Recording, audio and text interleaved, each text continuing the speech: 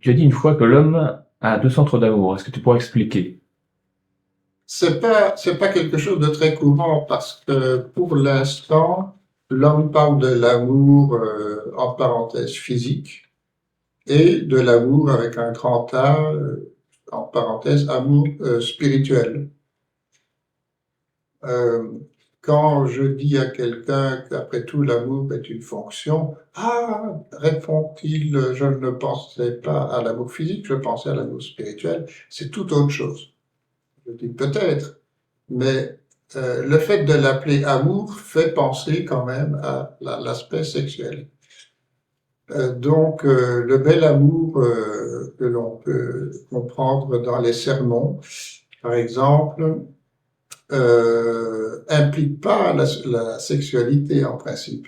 C'est la générosité, le don de soi, c'est toutes ces choses-là. Alors ce qui me gêne, c'est qu'on conserve le mot amour. Le fait de conserver le mot amour provient du fait qu'on a mis l'absolu dans ce concept.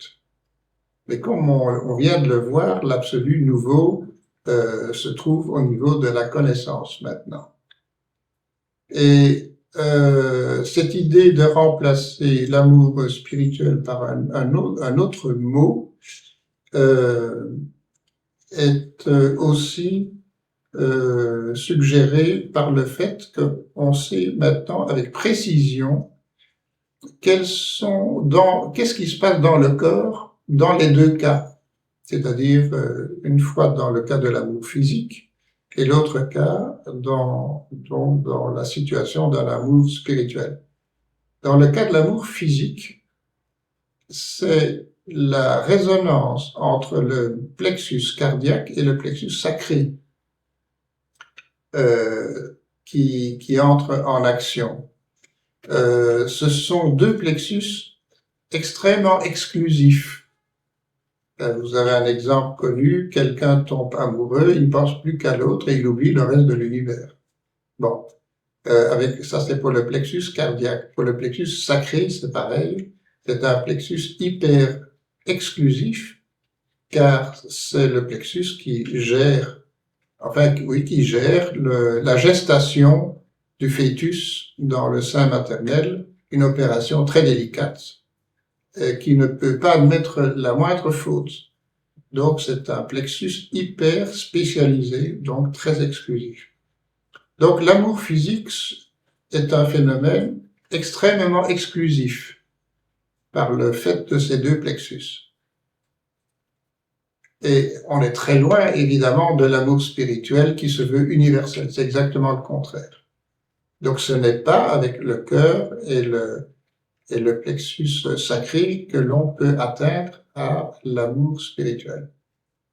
Et on sait maintenant, effectivement, que c'est un autre phénomène qui entre en action dans le corps, c'est l'interaction entre le plexus de la thyroïde et le plexus solaire.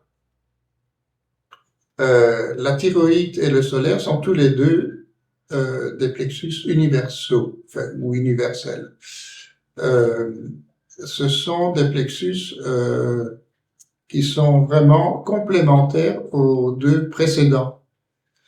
La thyroïde, c'est en particulier le plexus qui gère l'art, et l'art est universel. On peut faire n'importe quel art, il n'y a pas de limite connue.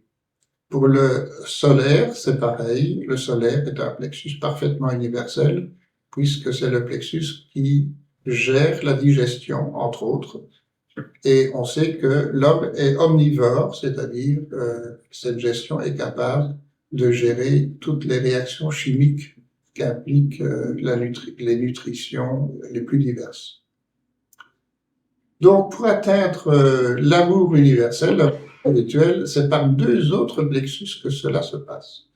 Donc, c'est vraiment complètement différent.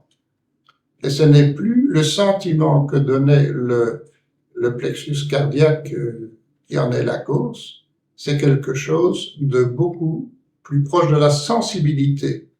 Donc il fallait abandonner le sentiment pour aller du côté de la sensibilité. Et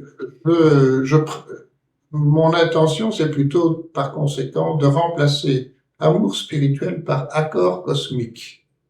Parce qu'effectivement, la sensibilité va essayer de s'accorder à une réalité extérieure. Bon, ce n'est pas très important de faire cette différence de mots, c'est vrai, mais le fait de conserver le mot amour crée une confusion qu'il vaut mieux supprimer. Donc, si on le peut, je conseillerais plutôt d'appeler l'amour spirituel par l'expression de l'accord cosmique.